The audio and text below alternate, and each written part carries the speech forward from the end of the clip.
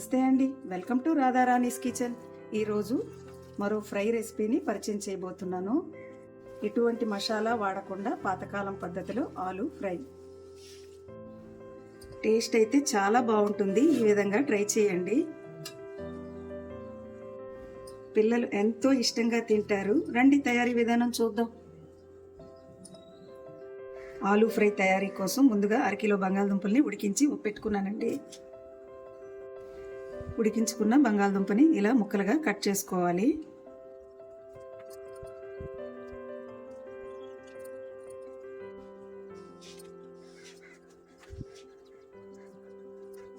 ఈ విధంగా మొత్తం కట్ చేసుకున్నామండి. అరకిలో బంగాళదుంపలకి 2 ఆనియన్స్ కట్ చేసుకున్నాను. వెల్లుల్లి చిన్నగా తరుక్కున్నాను. అల్లం ముక్కలు, పచ్చిమిర్చి, ఎండుమిర్చి, కర్రీ లీవ్స్. ఆలు ఫ్రై కోసం కళాయి పెట్టుకొని తగినంత ఆయిల్ వేసుకుంటున్నాను. ముందుగా ఆవాలు వేసుకుంటున్నాను. ఆవాలు ఫ్రై అవుతున్నాయండి. 1/2 స్పూన్ జీలకర్ర, శనగపప్పు, మినప్పప్పు, ఆనియన్స్,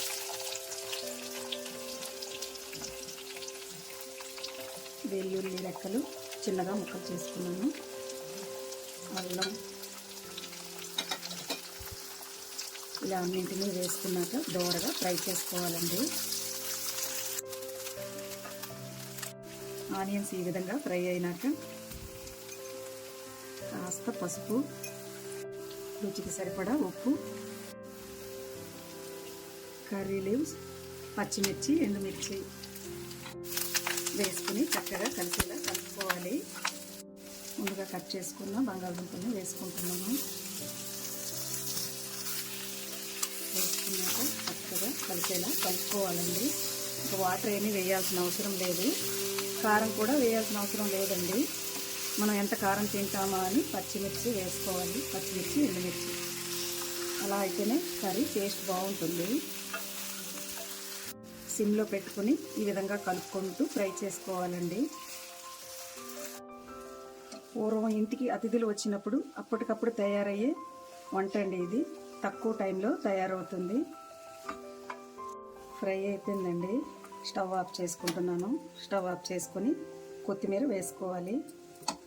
స్టవ్ ఆఫ్ చేసుకున్నాక వేసుకొని కలుపుకుంటే కొత్తిమీర ఫ్లేవరు చాలా బాగుంటుంది. ఈ విధంగా ఫ్రై చేసుకుంటే దోశ, చపాతీలోకి బాగుంటుందండి. టేస్ట్ అయితే మామూలుగా ఉండదండి, అంత బాగుంటుంది. ఈ ఆలు ఫ్రై మీకు నచ్చినట్లయితే లైక్ చేయండి, షేర్ చేయండి, మా ఛానల్కి సపోర్ట్ చేయండి. Thanks for watching.